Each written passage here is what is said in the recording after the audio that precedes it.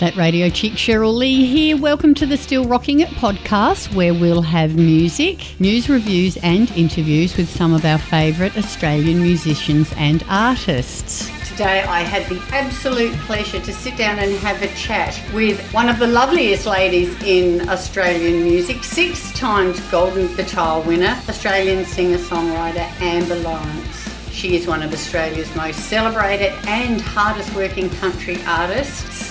In 2023, announced the Female Artist of the Year at the CMAA Golden Guitar Awards. And in the same year at Tamworth Country Music Festival, she was inducted into the prestigious Galaxy of Stars alongside legends such as Kasey and Lee Kernaghan. She will also be this year's host of the 2025 Denny Ute Muster, held Friday the 3rd and Saturday the 4th of October, and tickets are available now. DennyUteMuster.com.au. Accumulating over 6 million artist streams to date. I hope you enjoy getting to know Amber Lawrence. To catch up on podcasts from other favourite artists, simply go to thatradiochick.com.au. You're with That Radio Chick, and I'd like to welcome into the Zoom room today country legend Amber Lawrence. Thank you for joining us today, Amber. Thanks for having me. Good to be here. I know you've got a really busy schedule, so we appreciate your time this morning. Congratulations, 6 times Golden Guitar winner, 2023 Female Artist of the Year, Galaxy of Stars. The list goes on and on and on, but we might go back a tiny bit to the start and then zoom up to all the exciting things that are coming up right now. Sounds good, yeah. You picked up a guitar relatively quite late in life at 22, but when did you realise that music was your thing? Were you little? Oh, not at all.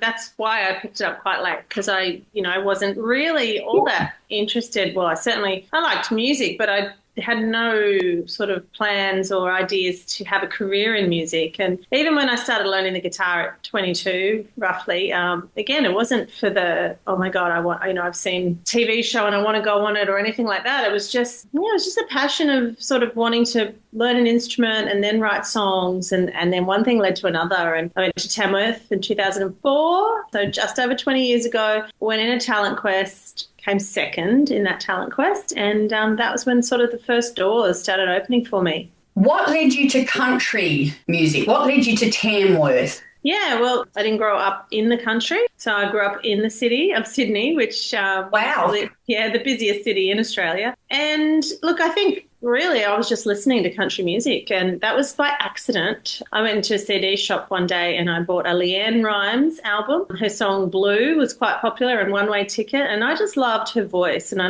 just loved that sort of yodeling break in her voice, and I think I started modelling my sound on that. And then, I basically kept adding to my country music collection from that point on, and Dixie Chicks were next. Then Australian Females, I sort of stumbled across a compilation album that had Melinda Schneider and Tamara Stewart and Felicity Urquhart and Becky Cole, and they were all already in their careers, and I hadn't even started yet. But I loved the Australian country music, and I'd read the back of the CDs and I'd find out who played on what, and so that's sort of where the love of country music came from. And from then on, you've been making up for lost time.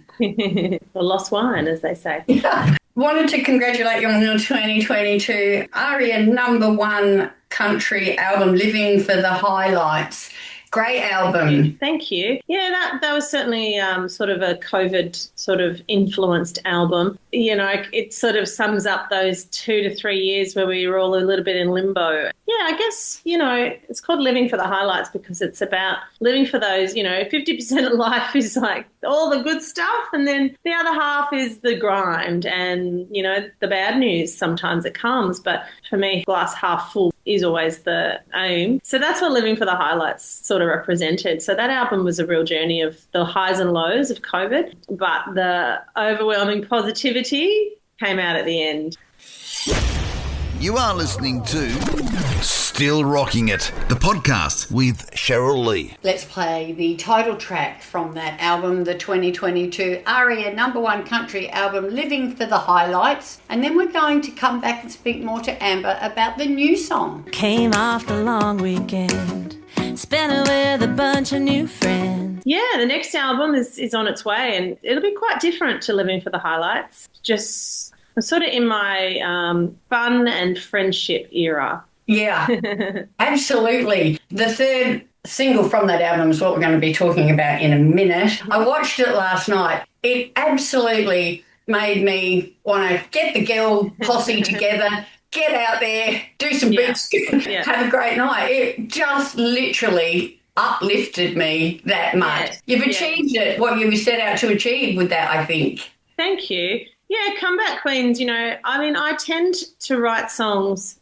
purely for my own enjoyment first. I've never been the type of person to go, well, let's write this song because so-and-so will like it, or this will, maybe that's not smart. Maybe that's why you should write songs. But I just find it's more authentic to be, okay, what do I want to say? I'm going to say it, and hopefully people resonate. And, I've got some really good friends still from high school and some good university friends, and these were my friends that I had before music. And, we used to go out a lot, when we were 18, 19, 20. Every week was someone's birthday, another 18th, another 21st. And we were, we were good fun. We used to have a lot of fun. We'd stay out late, and one of our friends' dad would come and pick us up, and it would always be the same songs, and we can still dance to those same songs the same way we did at 20. And so I sort of wanted to reminisce about that in this song, because when I catch up with those friends, it is still the same night, and we do call ourselves Comeback Queens, and it'll be the next morning on the phone texting each other, someone's still in bed because they're not feeling too good after the night out, and we'll have a good laugh because nothing's changed, and for one night only we're those Comeback Queens, just, reliving, spinning around with Kylie Minogue and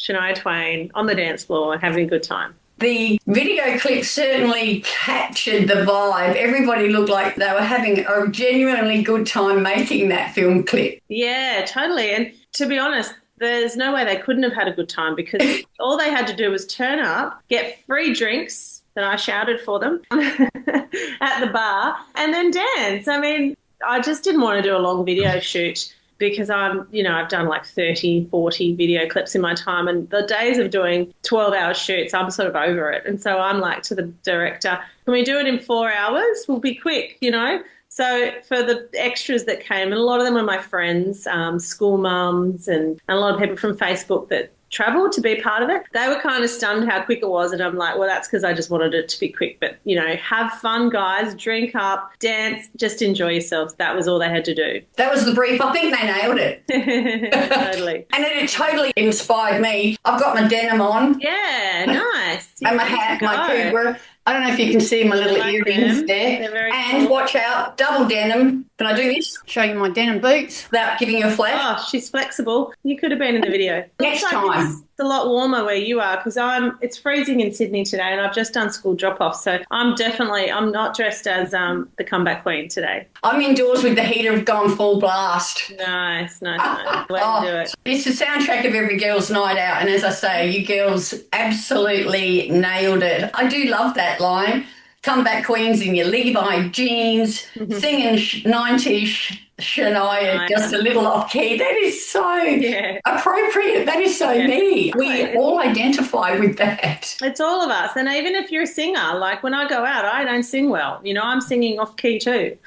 Still Rocking It podcast with that radio chick Cheryl Lee. Enough talking about it. Let's play it now. Such a fun song, Comeback Queens. And then we're back to speak some more to Amber Lawrence about her tour after this. It must be time to get together again. Call the girls and grab the West Coast coolers. Let's raise a glass up to The first single, Kick the Doors Down, and the second single was You Can Admit You Like Country Music. I love that as well. Yeah. It is true. Like, I probably wouldn't have admitted it long ago. Now I love it, and I'm loud and proud about it. That's right. And that's what I've found happening. Like, again, because of where I live and, the people I meet all the time, they sort of say, oh, I love country music. I'm like, really? I would have never said this before, but it's had a very much a resurgence, or not even a resurgence, just a growth. And maybe that's just a sign of the times that the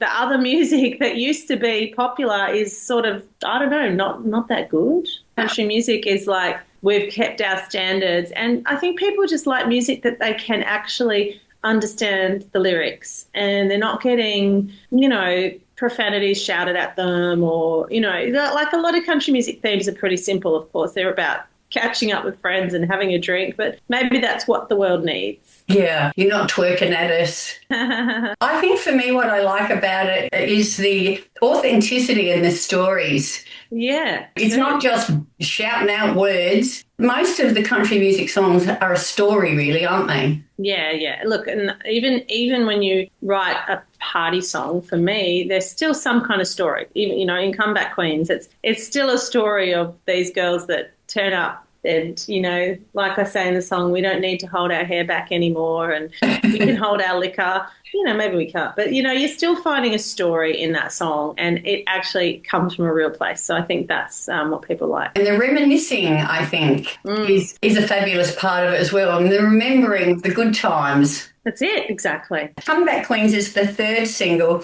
from the upcoming album due out later this year. Do we have an ETA, Amber? I think I'm actually going to release it in January. So that actually does not count as this year. It's in the next 12 months. It was going to be October, but I'm going to Europe in September. And I just thought, you know what, maybe I'm doing a festival in Europe and then some travelling. And I just thought it's going to be too much to be trying to organise an album launch from Europe on the other side of the world. And maybe I should just enjoy the croissants rather than plan an album launch. So I've just pushed it back a little bit, just a couple of months. But January is when it's coming out. Absolutely. You just enjoy your time away. Taking the family? Yeah. Awesome. How long are you away for? 2.5 weeks. So that's not really that long for Europe, but that's still a nice trip. Enjoy, because I'm looking at your dates here. Oh, my goodness. You've got 24 dates between here and October. You've got 4 in a row. Oh, no, touring life is quite fun. You get adrenaline when you perform. So the tiredness you don't really feel till you get home, which is annoying for your family because you come home and you've had the best time away and then you're like, oh, I need to sleep.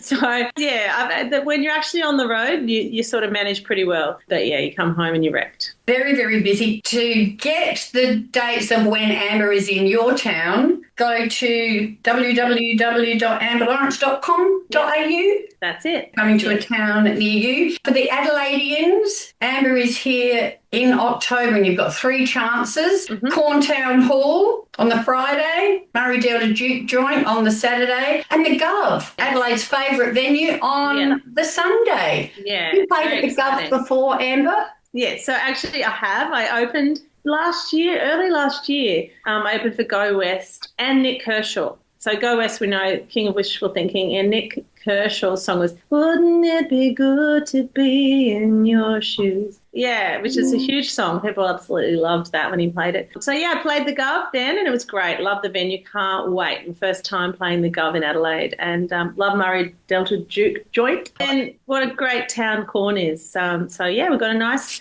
tour there in October. What dates are we coming in October? Let's have a look. 24th, 25th and 26th. That's it. You are listening to Still Rocking It, the podcast with Cheryl Lee. I think we should have the first single now from the upcoming album out in January. Kick the doors down, and then we're back to say goodbye to Amber. Time to shine up my boots and kick the doors down. Time to shine up my boots and kick the doors down. And another big thing that you've got coming up is the Denilican Youth Muster, and you are the host. Yeah, it's a busy month for me. Lots of gigs in October and starts on a long weekend in Denny. And last year I was one of the headliners on the Saturday night main stage, which was great, with my band, and we had an awesome time. We had a great show. We loved it. And this year I get to come back as the MC and the host for both stages, introducing all the acts, which is a great gig. And I'll be sort of around and about and doing all other sorts of things like the Blue Singlet Count and, introducing the Wiggles. And it's an amazing festival. So I'm just glad to be back as part of the family. It's going to be awesome. Congratulations. That is a big tick to be invited to be the host, the MC. Well done. It is a good gig, yeah. It's one of the major festivals in Australia. So it's the one everyone wants to play, and, it's great. And the Wiggles, they've gone a little bit country, haven't they?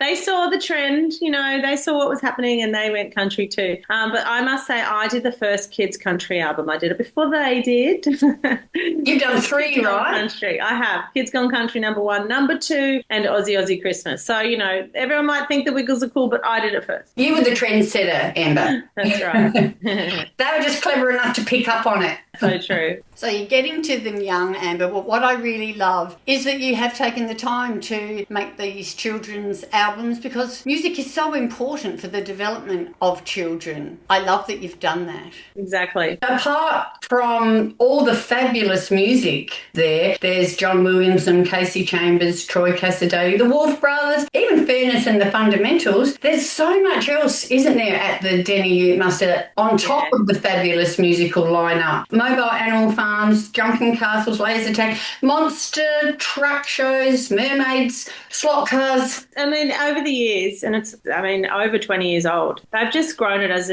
not only an iconic Australian festival, but something for families. I think they realised over the years that more and more, all of the people that came when they were 20 are now still coming when they're 40, and they've got kids. So they've just expanded the product, I suppose, the offerings. There's something for everyone. It's incredible. And if you're listening to this and you've never been, try it out this year. It's going to be great. I've never been, but geez, I'm hanging to now that I've read this. I've done Mondays. Yeah, nowhere near as big. No, but it's out in the desert, out in the country. Yeah, there's about 20,000 people go. Can't wait. They donate $100,000 back to community groups. Which is awesome. But nothing else. If you don't want to go for the music and all the other fabulous events, go because it helps fundraise for fabulous causes. Totally. Yeah, for a festival to still be thriving, congratulations. Absolutely. Well, congratulations for being part of it. I think my time might nearly be up. I wanted to ask you one more quick thing, if I may. Did you ever have a plan B? Like, had this music thing not panned out for you? It was the opposite for me. I did have a career. I was an accountant for Qantas. I went to university and then I just started playing music and music took over. So I did it the opposite way. I had a plan A. So yes, you did. Took over plan A. Plan C could have always been to return to accounting. I've been an accountant all my life. There you go. Maybe it's not too late for me. I've just turned 60. Maybe I can pick up a guitar and follow in your footsteps. Not too late. Exactly. You've got to do what you want with your life. That's for sure. Congratulations on all your successes and everything else that I know is to come for you. It's been a pleasure chatting to you this morning. Thank you so for spending some time with us. And you look pretty great for 60, by the way. Thanks. Thanks for having me. See you in October. See you then. Bye. Bye. Still Rocking It podcast with that radio chick Cheryl Lee. Now I'm going to play the fabulous song. You can admit you like country music. I've embraced it and I do love it and I hope you love it too. 'Cause you can admit you kinda like it, country music. You look a little nervous, honey, can I buy you a drink? You're with Cheryl Lee, that radio chick. Thank you so much for joining me on the Still Rocking It podcast. Hope to catch you again next time. Get out when you can, support Aussie music, and I'll see you down the front.